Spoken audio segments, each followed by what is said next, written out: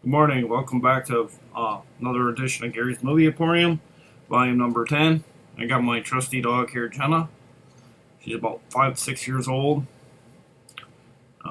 Full-blooded Pomeranian here. She's got the poofy tail. She's a good little dog. She's loyal. Uh, she says good morning, and we'll get started on movies. First up, I got Turtle Odyssey, Bungie's Big Adventure. I think I've read about this to you guys before. It's narrated by Russell Crowe. I was lucky to get a slip with this one as well, although it's stuck to the plastic through the little window there. It says it's a Shout Factory as well, and Destination Films. It's from 2018 and clocks in at about an hour on this one. Put it closer to the camera there. Pretty happy to get it with a slip because I don't think I was able to get that last time with a slip, so now I have it with a slip. Not that that's a deal breaker, but next up I got a movie starring Mishka Barton, The Basement. One serial killer, 12 personalities, The Nightmare Begins. Kind of sounds a lot like Split, because this is he has different personalities, and I think that's what they were going for in this movie, The Basement. Cross between Silence of the Lambs and Split. Yeah, thriller done right, says I think this is Mike Sprague. Yeah, I can't really see the bottom too good there, but Mike Sprague from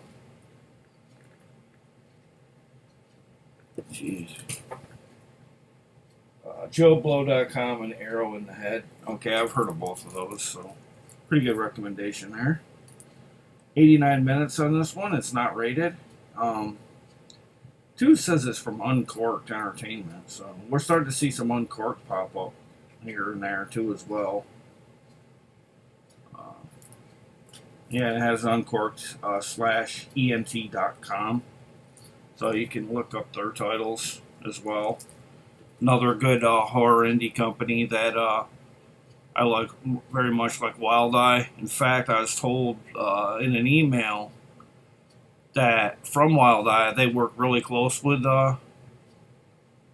Uncorked, and that they have a good relationship, which is very good because I think indie companies need to stick together, especially during COVID times. But let's get on with the video. But that's good news for the horror industry and any films that they produce together. Get Smart's Bruce and Lloyd, Out of Control. Yeah, this guy kind of reminds me a little bit of what's his name? Kind of reminds me a little bit of can't think of his name. He played in the two Jump Street movies. I can't think of his name right now, but he reminds me very much of him. A little bit. This is a pretty cool cover. I had to grab it. I was wondering what it was about, and I've let it go by many times. It's 71 minutes, and it's PG-13. Bruce and Lloyd Tech, the real science behind the movie's gadgets, confessions of a lab tech, and cue the anti-focular device. Has subtitles in English, French, and Spanish. Main feature bonus material trailer may not be subtitled, so if you're looking to watch it subtitled, it's not going to happen, I guess, on the is it the extras subtitles. But that's Get Smart, Bruce and Lloyd.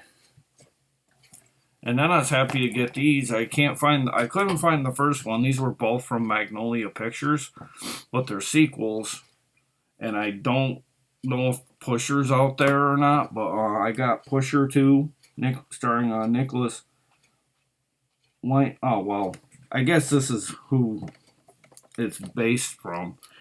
Nicholas Winding Refn's with Blood on My Hands, Pusher 2, Magnolia Picture here. I have no idea what these are about. Just says a release. Tony is released from prison, tries to gain respect from his father, the Duke, a notorious gangster who appears to have only contempt for his son. Tony soon learns nothing as his life becomes easy. In trying to repay an old prison debt, he makes misstep after misstep, running further afoul of the Duke. So, I don't know if this is a guy that was imprisoned from the first one and is getting out, and then they go from there. It has special features, a street casting and a commentary with Nicholas Winding Refn and Jonathan Romney. And like I said, this is a Magnolia Pictures from 2014 and has a running time of 100 minutes on this one. But I don't know what, like I said, other than it being about a guy getting out of prison, and kind of having to watch what he's doing. That's really all I know about it based on the synopsis. And then I got Pusher 3. I'm the Angel of Death. And this too is a Magnolia, of course. This is from 2005, and it's 108 minutes. Okay, these were a year apart, so they made these back-to-back years. This too has a street casting of Pusher 3, the same commentary as on the second disc, and Cooking with Milo. This 108 minutes on this one. They claim this was the final installment in the Pusher trilogy. The third one finds Milo, now middle-aged, struggling to prepare his daughter's 25th birthday party and attend his rehab meetings. His business day proves equally challenging. A shipment of ecstasy has arrived in place of the heroin he was expecting. Forced to contend with a new order of young hoods to move a drug that he knows little about, Milo is trapped into the same squeeze that he has put on so many others. So, more of the illegal activity going on in this one. And being the final one, I'm probably safe to bet that he probably, does the right thing or whatever. But that's Pusher 2 and Pusher 3. If anybody knows if there's a Pusher out there, let me know in the comments below. I'd have all three then. Next up, I was very happy to get this. This was considered a Walmart Select when it was at Walmart. It's Open Water 3 Cage Dive. First you find the sharks, then they find you. Really scary stuff going on there. There's a big ass shark. I believe that's a cage, and that cage looks small next to that shark. This is a Grindstone Pictures and VVS film from 2017, and it has a running time of 80 minutes. When three friends from California hit the rugged Australian coast, a rogue wave destroys their boat, leaving them afloat and defenseless in shark-infested waters. This is a pretty good series. The sequels get much hate, but I have fun with all of them. I have fun pretty much with any shark film. You can't really go wrong. Even the cheesy ones they have some redeeming elements as well. And that's Open Water 3. And then I had to open this one because I thought I guess it was a runner now that I think about it. But I had to take the disc, and there was a little bit of scratches, like not like damaged scratches, more like things you could buff out. It's called The Magic Kids: 3 Unlikely Heroes. I think I've showed this before. This is a Kids Viva. Not sure on the year, because like I said, these Kids Viva have a hard, it's hard to find the year they were out, but it is 94 minutes. A vampire who can't see blood, a fairy who is afraid to fly, and a werewolf with a hair allergy. Teens Vlad, Faye, and Wolf are outcast at Penner Academy, the world's most famous magic school. The trio must work together to save the town's fairies, witches, trolls, and vampires from the mayor's black magic curse. So, kind of has that Harry Potter vibe with it as well. just because of the writing. It looks very eerily similar to Harry Potter. I'm gonna open it. I'm gonna show you what and it comes with this little sleeve here.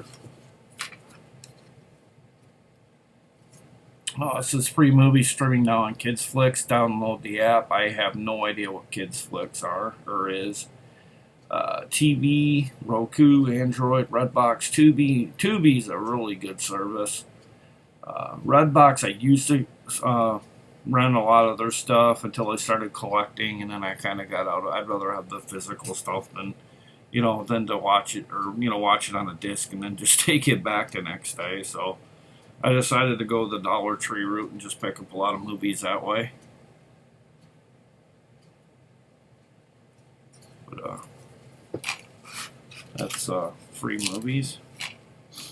I wanted to show you the disc thing on it here too, the cover. Very spot on, like the cover. I don't know if I could pick it up. I don't think there's any imperfections on there. I don't know if you guys can see if there is or not. Yeah, I don't see anything. Yeah, I don't see anything on that one. Some of these come loose when they leave the store because I think it's the cashier. My wife gets mad when they'll bag them and they'll put them on their side. They'll like bang them and that makes them pop out. And she's had to tell I don't know how many cashiers to just lay them down. When you lay them down, and then you start stacking them on top of each other, it's less likely they're going to pop up. But when you bag them, you shouldn't put them sideways because then that's when they're likely to pop out. And I don't know how many times that's happened by the time I've gotten them home. And I know it's because, whoever's working doesn't care that they're, she doesn't realize they're scratchable or don't care. I don't know which, but gotta be careful with these if you're working at one of them stores, because these aren't much good if they're all scratched, No, not hating on anything with workers there, but just addressing it. It needs to kind of subside. Next up, I got Panzer, the most horrifying interactive experience. Yeah, experience. Get the app, see the back. World War II's darkest secret is finally revealed. And I'm going to cover the swastikas up there because I don't want to offend anybody. When a group of students discover a Nazi bunker in the search for stolen art, all hell breaks loose when they find out it is guarded by something so terrifying you will wish it was just a nightmare. But what makes Panzer so unique is that the film is interactive. Using a sophisticated cell phone app, Panzer becomes much more than anything you've ever seen. Utilizing your phone's camera, speaker, and other options, Panzer extends into the real world. This is done by SP Distribution, and I believe that's, yeah. And that would be, can't remember who the company is. SP Releasing and Stealth Media Group, I guess, made this. You can get it on Google Play and the App Store for Apple. I don't know if you still can. It's 82 minutes and it's from 2016, so there's that. There's the front there. Pretty cool cover. Despite there's swastikas on it, still pretty cool cover nonetheless. BBC here one. Doctor Who, Deep Breath. I'm getting to the point where I'm getting confused which ones I have and which ones I don't. I should just start writing them down and scratching them off as I get them. But I don't like the way they label a lot of these, though. Like they'll say Series 6 Part 1 or Series 5 Part 2, and it's like, well, how many parts do they have? And, I feel like these covers look new to me every time I see them, and it's like, these are the worst. I mean, I'm glad they brought them out in this phase, but it's like the most confusing about all the. To me, they're the most confusing because they look new to me, and then I'll get them home, and then I'll find I have another one, and it's like I could have used that pick on something else, you know. Bonus features on this one: a prequel scene, behind the scenes, Doctor Who Live, The Next Doctor, real history of science fiction and time. And this is 80 minutes on this one. Because I let a Blu-ray go the other day. My wife had went into the store. She goes, just stay in a car with our son. And I go, okay, because she knows if I would have went in, I probably would have found a few more. So I stayed in the car. And she go back out. She goes, do you have this Blu-ray of Doctor Who? And I go, at this point, I think I have them all that they've ever come out with on this wave. And basically, this is from 2014, this particular release here. And you can go to bbcamerica.com to find out more about Doctor Who. I'm sure they still have the site plastered with any info on Doctor Who. I'm sure you probably can stream stuff off their site maybe as well. And then next up, I got the 8 animated feature films, volume 2 here. It's got Puss in Boots, Dragon Guardians, Life's a Jungle, Primates, Seven Seas, Amazon Jack, Dragon Hunters, Ivan Incredible, and Aqua Tales. They're all pretty much PG and G. The only one that's not rated is Amazon Jack. Got some that are short too. You got a lot that are in the 70-minute mark on this as well. For 2014, this I'm sure the movies as a whole are all different years, but I guess this combobulated disc here is all, was all made into this physical disc here. But they all have 5.1, well, not quite all of them, nearly all of them, but Life's a Jungle, which is right here. This has a 2.0 stereo on that one. And then next up, John Savage, Matthew Marston, Samuel Hunt, Vampire Wars, Lincoln's Army Battles the Undead. This is from Echo Bridge, so we still got some Echo Bridge out there, guys. The company that will never end with the at these phases and stuff. 107 minutes on this one, a little longer than I would have went with something of this nature, but if it's alright, that's cool. It's from 2016, if I didn't say. Basically, this takes place during the Civil War. Two brothers return from the battlefield to the sleepy southern town they once called home. The brothers have undergone great change, having been attacked by a coven of vampires. They now begin their own transformation into the creatures of the night. So, well, if you like Civil War, this will be right up your alley. I mean, I don't really think anybody likes Civil War, but I think, it's an interesting time for sure. And that's Vampire Wars. And next up, we got a BBC America show here. Well, at least it's been on BBC America. A New Life for the Dead. This is In the Flesh, the complete season 2. 2-disc set here. Pretty happy to get this. I have watched this. I've not seen, I don't think I've seen them all, but this is pretty interesting take on the zombie. In a lot of ways, I think it's actually better than Walking Dead with the way they do things in this. In a way. 342 minutes, approximately. In season 2 of the critically acclaimed series, the living and undead of Rorton have reached a fragile peace.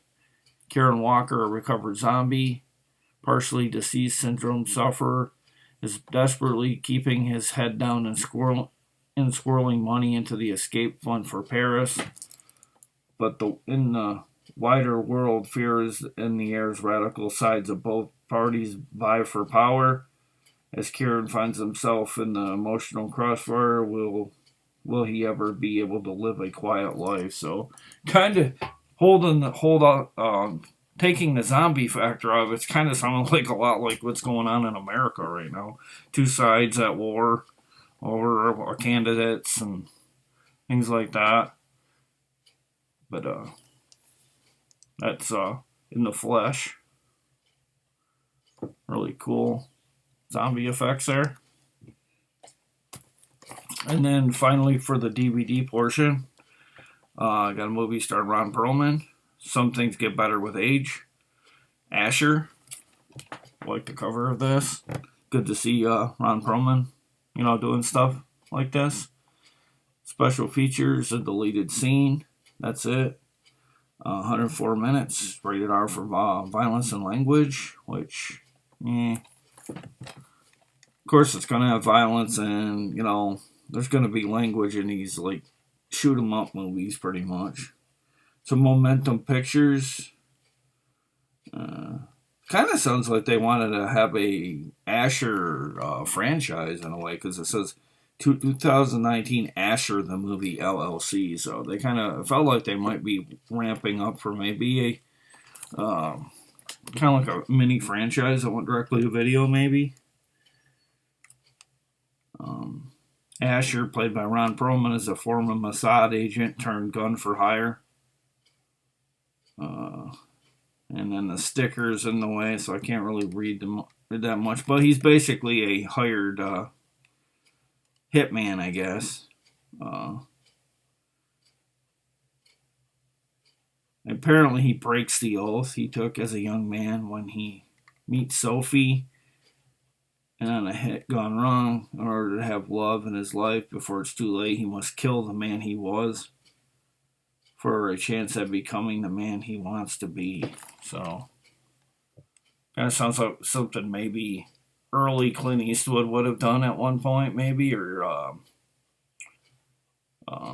Charles Bronson, maybe one of them actors, especially maybe even more like Charles Bronson, maybe, but pretty good film here by the sounds. Asher is glad to have it in the collection. And then now on with the Blu-rays. Sean Bean and Danny Dyer, Age of Heroes, thrust into action, destined for greatness. Sean Bean was in this as well, like I said. 108 minutes. E1 here. From Magna Films. It has a lot of in conjunctions. It's got Panoramic LLP, Atlantic Swiss Productions, Magna Films, Prime Focus, Oscus Films, and Matador Pictures, and Cinema 5, Region Capital, Continent Film International, and Metrodome. It presents a Neon Park and Giant Films production. So, I mean, it's like, feels almost like a parody of how many film companies made this, or helped us get physically onto a own disc here. An all guns blazing World War II action epic based on the true story of James Bond. Author Ian Fleming's Elite 30 Commando Assault Unit. So, sounds pretty interesting. Pretty cool here. Dreaded stickers in the way, so I can't really read much on it. Don't want to give too much of it away. A lot of these synopsises on the backs of these, if you read them too much of them, you watch the movie. Triple feature Family Volume 2 here. Movie starring the voice acting of Forrest Whitaker, Dragon Hunters, William Shatner, and A True Story of Puss in Boots. I'm just going to warn you right now, people, if you get this Volume 2, please avoid the Puss in Boots one, because it's really bad. And then Luke and Lucy, the Texas Rangers. Oh, that too is voiced by Billy Ray Cyrus, which was good to see. Even though Billy Ray canceled a concert on me years ago that I didn't even know got canceled. I was driving down to Syracuse, and I was supposed to see him in concert.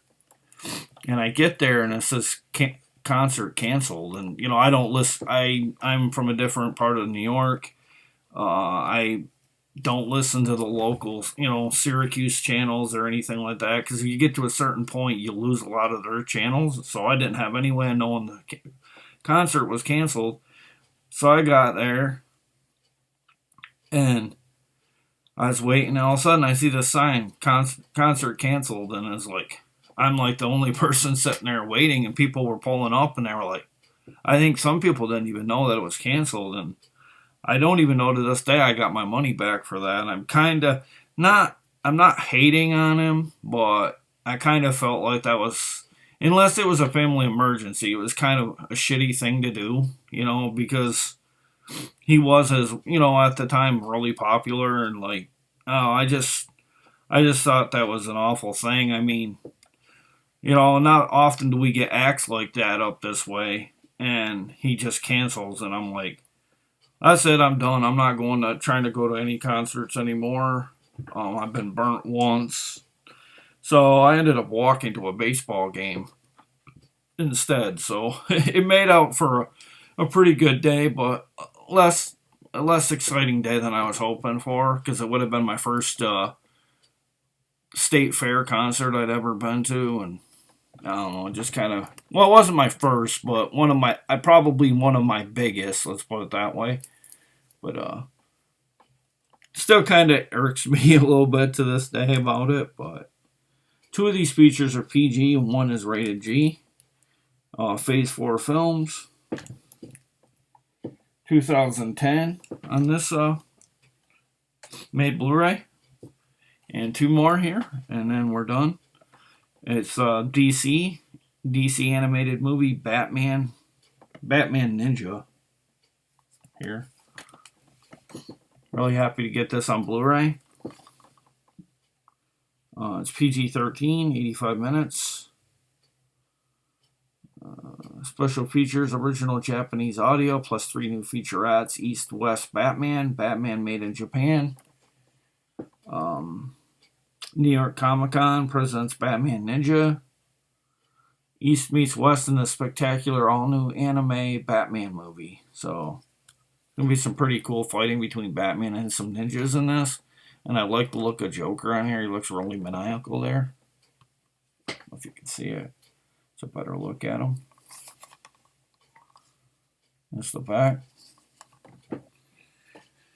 And then 1 more, and that wraps up this video for this.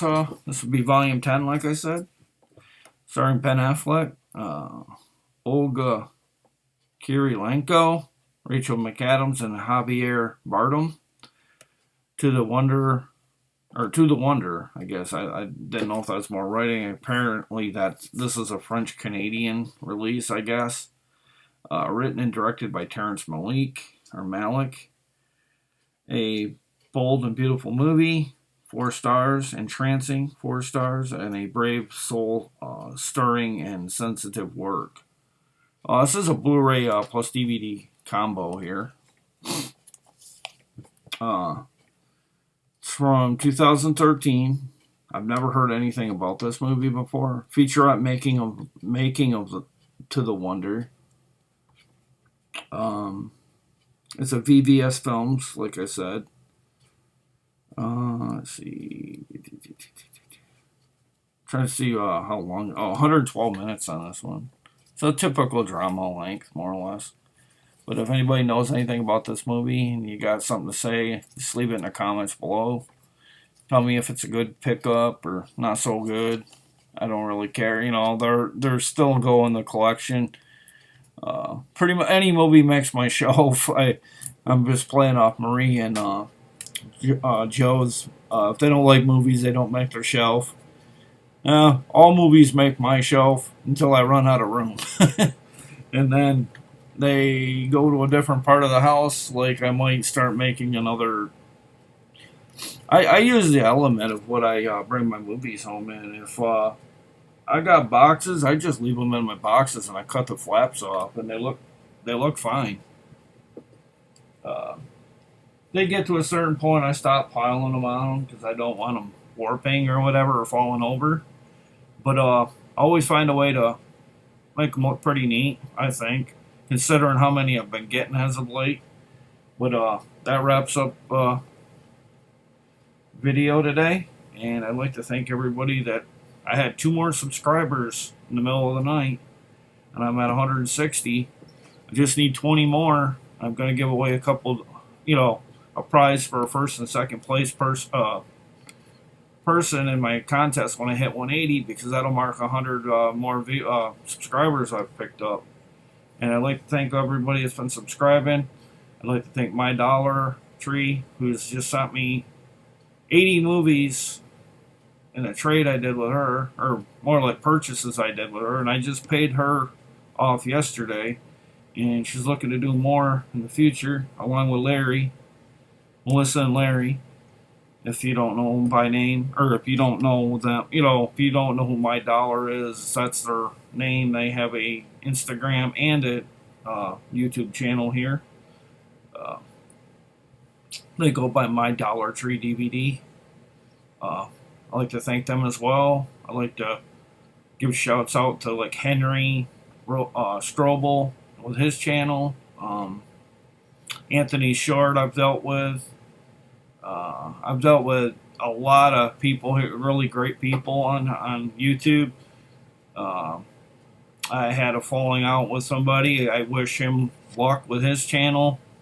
I just think things got overblown.